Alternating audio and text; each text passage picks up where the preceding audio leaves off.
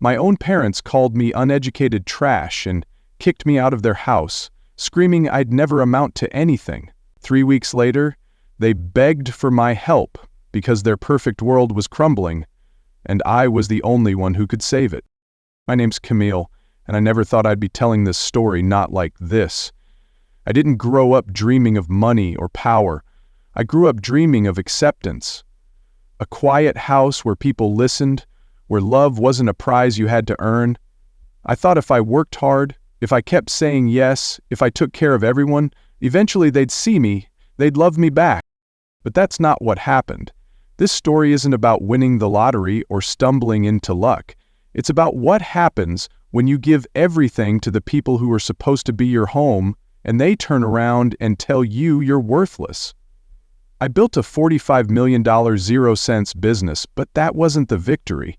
The real victory? That came the moment I stopped begging for a seat at their table and built my own damn table instead. So no, I'm not here to brag. I'm not here to play the victim either. I'm here because maybe you've been told you're not enough, that you'll never be more than the kid they barely believed in. But let me tell you something. Rejection isn't the end. Sometimes it's the spark. And if you're ready, I'll show you how everything changed for me. Because the day my own father called me a Lyle was the day I started rising. It was supposed to be just dinner. Nothing fancy, no drama, just a quiet meal back at the house I grew up in. I hadn't been home in years, not because I was avoiding anyone, but because I'd been busy building something that, for the first time in my life, felt real. I started my own company from nothing, flipped rundown homes into high-value properties, signed deals most people only dream about. I wasn't trying to impress anyone. I was proud of what I'd done. I thought maybe they would be too. So I showed up wearing jeans and sandals, hair a little messy from the drive, carrying a bottle of wine I knew they liked. When I stepped through the front door, the smell of Mom's cooking hit me, and for a second, it felt like old times. But that feeling didn't last. The small talk started out normal. How was the drive? Still living in the city? You look thin. But I could feel it, this strange edge in the room, like everyone was waiting to pounce. I tried to shake it off. We sat down to eat, and I started talking about work. I told them I'd just closed a $7,800,000 0-cents contract. I wasn't bragging, I was just sharing, like you do with family, like you do with people who are supposed to be in your corner. But I barely got the words out before my dad cut in, shaking his head. "You never finished college," he said flatly, eyes locked on me like I'd just spit in his food. "You're still a dropout. Nothing's changed."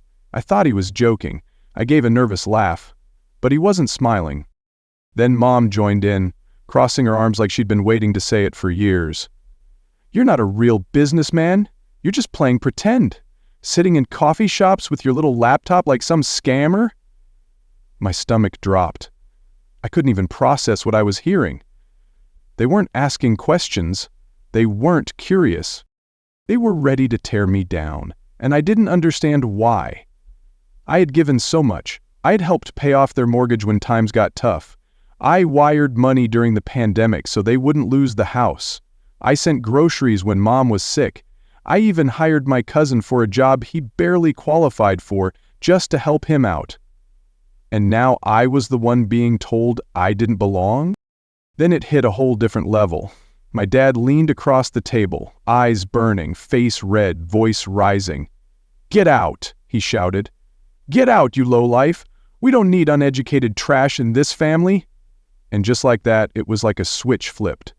My mom stood up behind him, not saying a word, just nodding, like she agreed, like she was proud of him for finally saying what they both had been thinking. And in that moment, the silence in the room was louder than any yelling. My hands went cold. I looked around at the walls I had helped paint when they couldn't afford a contractor. I remembered being on my knees sanding those floorboards for hours. I remembered staying up late at night, Googling how to fix a busted sink because I wanted to save them the cost. And now they were calling me trash, like I had never existed, like I was a burden they'd been waiting to shake off. I didn't scream, I didn't cry, I just stood up, calmly, grabbed my purse from the back of the chair, looked at both of them and said one word, "Okay." And I walked out. No dramatic speech, no guilt trip, just walked. Their laughter followed me down the hall like a ghost, echoing in my ears even after the front door closed behind me. I remember standing outside in the driveway, the air colder than it should have been for spring, my hands shaking, not from fear, from clarity. Because for the first time I realized something. I was never going to be enough for them, no matter what I built, no matter what I gave. I could have made 10 times the money, bought them 10 houses, and they still would have seen me as the dropout, the failure, the kid who didn't follow the rules. That dinner wasn't just a slap in the face. It was the moment I stopped trying to win a game that was rigged from the start. That night I got in my car, stared at the steering wheel for a while, then drove to the city and checked into a hotel. I didn't cry until the morning. And when I did, it wasn't out of sadness, it was grief. Grief for the version of me that kept hoping they'd change. Grief for the kid who thought love had to be earned by being useful. But something else was born that day too. Something hard and bright and alive. I wasn't just walking away from them, I was walking towards something bigger. I just didn't know how big yet. What they didn't know was that I wasn't some broke dreamer chasing clouds. That so-called scam artist in a coffee shop? She owned a majority stake in a fintech company that had just been valued at over $200 million. 0 cents. The lowlife they pushed out had a beachfront estate in Florida where the waves crashing outside the window drowned out every word they'd ever used to cut me down. I didn't leave that dinner humiliated. I left clear. Clear on who I was. Clear on what I no longer needed. I drove through the night, no music, just the sound of the road and my thoughts. By the time I pulled into my gated driveway, watching the sunrise over the water, I felt lighter than I had in years. The ocean didn't care if I finished college. It didn't sneer. It didn't compare me to someone else. It just kept moving, like I planned to. 3 weeks went by. Peaceful, silent, no drama. I focused on what mattered, my team, our product rollout, investor meetings. Then the texts started. Then the voicemails, all from my parents. At first I thought maybe, just maybe, they'd come around. But I should have known better. They didn't call to apologize.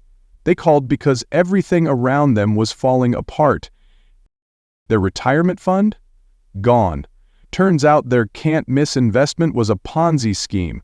Their bank accounts? Frozen. And the house I once helped them save? Now in foreclosure. That same house where they told me I was uneducated trash. Suddenly, I was their golden ticket again. The voicemails shifted fast. The first one was sugar-coated. "Camille, honey, we need to talk, it's important." Then came, "Camille, please, it's urgent, we're in trouble." I didn't answer. I didn't respond. I was too busy enjoying my life, sipping coffee on my balcony while the sun rose, listening to soft jazz while my chef prepared breakfast, reviewing 3 offers from venture capital firms fighting to back my newest platform. That week alone, I doubled my company's valuation. I was booked solid, not emotionally available for guilt trips. Then they showed up. At my house. No warning, no invitation. Just appeared. My security team buzzed me after yoga. "Ma'am, there's an older couple at the gate. They say they're your parents." I looked out at the ocean, smiled, and replied without hesitation, "Tell them I'm not available. No unapproved guests." And that was that. Later that night, I watched the security footage. My dad was pacing like a man with nowhere left to turn. My mom kept rubbing her eyes, pretending to cry, but her face didn't change. No regret, just desperation.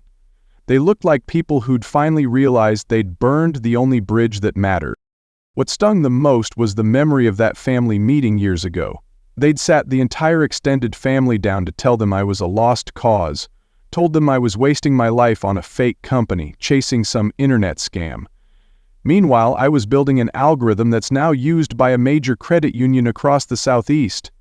That same scam pays salaries, funds scholarships, and helps single moms refinance loans. My employees call me the quiet billionaire in sneakers. Me, I just call it freedom. Freedom from the shame they tried to bury me under. Freedom from always trying to prove I was worthy. Then came the text from Dad. Short. Cold. We're struggling, can you send a small loan? I stared at it for a while, not angry, just tired. Then I typed back. I thought I was trash. Sent. Read. No reply. Just silence. Thick, ugly silence that stayed for 3 days. I didn't wait around. While they sat with regret, I was flying to San Francisco to close a funding deal, then on to Dubai to pitch to investors. I bought blueprints for a new development in Miami. My world kept spinning and they weren't part of it anymore. Then came the call from my sister, her voice softer than I remembered. Camille, they're not okay. Dad's had panic attacks, Mom's not eating. They know they messed up. I didn't yell, I didn't gloat. I asked one question. If they weren't desperate, would they have called? She paused, said nothing. We both knew the truth. They didn't miss me. They missed what I did for them. They missed the version of me who drove home for birthdays, who brought wine and flowers even after being insulted. They missed the daughter who kept trying. But that version of me didn't live here anymore. So I wrote them one final message. Not a text, not a call, an email. Short, cold, final. I'm sorry for what you're going through, but you told me I didn't deserve this life. You made your choice, and I've made mine. I will not fund people who chose cruelty over kindness. Heal, but do it without me. I hit send. No shaking hands, no tears, no regret. That was closure, not with fireworks, not with dramatic music, but with peace. Because real closure, it's not about hearing sorry. It's about finally knowing you don't owe anyone anything. The world saw me before my parents ever did. I wasn't chasing attention. I was chasing growth, but attention found me anyway. One morning I opened my inbox to a dozen pings. A major business magazine had run a full spread. From college dropout to fintech queen, Camille R. builds a $45 million 0 cents fortune. There I was, on the cover, barefoot on the balcony of my beach house, hair flying in the wind, holding a simple white mug with 2 words printed in bold, self-funded. The article lit up social media. LinkedIn, Twitter, emails started pouring in. Old classmates, people who used to whisper when I walked past in the library, former bosses who told me I didn't have what it takes, even a few ex-boyfriends who suddenly remembered how much they admired my drive. Everyone wanted coffee. A chat. A chance. And through it all, I smiled politely and kept my peace. But the part that hit hardest? My parents saw it too. My sister sent me a screenshot of their group chat. Mom had typed, "She's embarrassing us." Dad's reply, "Just fishing for attention, as always." Not even a sliver of pride, not even a forced smile. Even now, with my name in print, with the numbers clear as day, they couldn't say the words, "We were wrong." That Sunday I hosted a quiet party, just 10 people, the ones who were there before the titles and the money. My co-founder, my oldest friend from school who used to share lunch with me, my first investor who bet on me when I only had wireframes and ideas scribbled on napkins. We sat out on the deck, overlooking the sea, drinks in hand, and someone asked me a question that made the table go quiet. Would you ever forgive them? I didn't rush to answer. I let the ocean fill the silence. Then I said, I already have. Heads turned. I smiled. But forgiveness doesn't mean access. You can forgive someone and still keep the door closed. They all nodded. They understood. Forgiveness is for peace. Access is earned. But the story didn't stop there. A few days later, my lawyer got a call. It was my parents' financial advisor. Apparently, they were 6 months behind on property taxes. The house was in trouble again. He asked gently, "Would you consider helping them out?" I didn't yell, I didn't scoff, I just said calmly, "Send them my business rates. They're not family right now. This is business." He got quiet, then hung up. A day later, my aunt called. She started the way family always does when they want something, slowly, softly. "Camille, you know how they are. They're old school. They didn't mean the things they said." I let her speak. Then I answered, "But they did mean it. They meant every insult, every eye roll when I mentioned coding, every time Dad introduced me as our daughter who plays on the computer, or joked that I was just a glorified receptionist." She didn't reply. Maybe she remembered. Maybe she knew. I added, "That receptionist now owns 2 companies, 12 rental properties, and 4 trademarks. I've forgiven them, but I'm not their bank." I thought maybe that would be the end of it. But then a letter showed up. Handwritten, torn edges, Mom's handwriting loopy, soft, familiar. I read it slowly. "We made mistakes, we were scared. Can't we start over? We'd love to visit the beach house someday." Not a single word about the things they said. Not once did they write, "I'm sorry." It wasn't an apology. It was a request, a door knock disguised as affection. They didn't want to fix the past. They wanted in on the present, on the success, on the view. So I shredded the letter, quietly. No rage, just peace. Because you don't get to disown someone, mock them, call them trash, and then ask for a tour of the empire they built from the ground up, built with the stones you threw. You don't get to laugh while I walked away, and then ask to come back when the cameras show up. That afternoon, I picked up the phone and called my assistant. "Let's schedule a photo shoot at the new property," I said. "Coastal theme. Sunset if possible. Keep it clean, elegant." She asked, "For another interview?" I nodded. "And make sure we confirm the cover. Because if they wanted to see me, they could see me not from the porch of my house, but from the pages of the magazine aisle. Not on their terms, but on mine, where I belonged." The magazine hit shelves on a quiet Tuesday morning.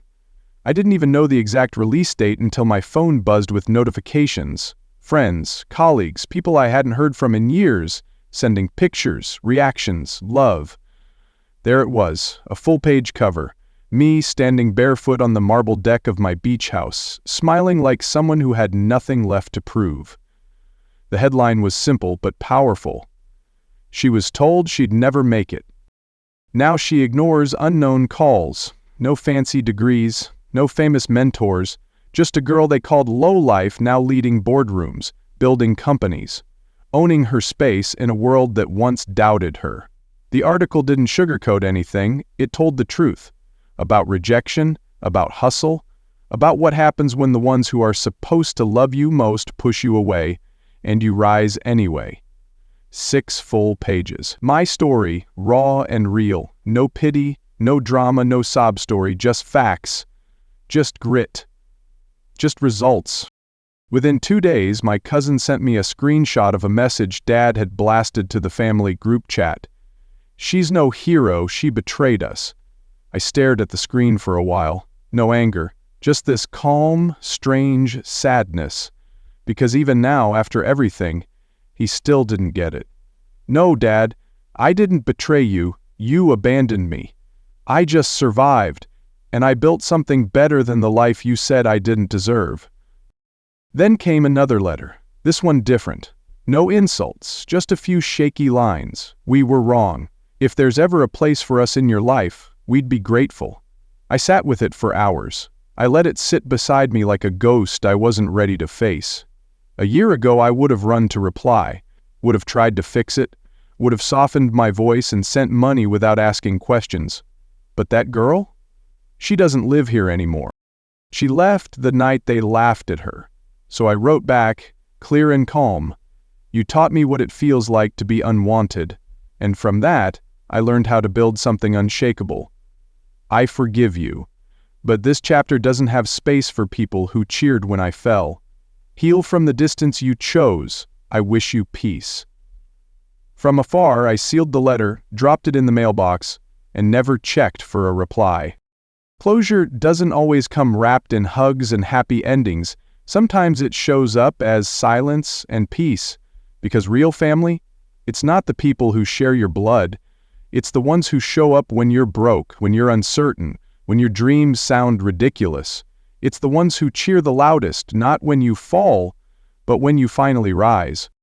It's been 6 months. I've started 2 more companies. I've funded 5 women-led startups, each one built by girls who once felt like I did, brilliant, overlooked, uninvited.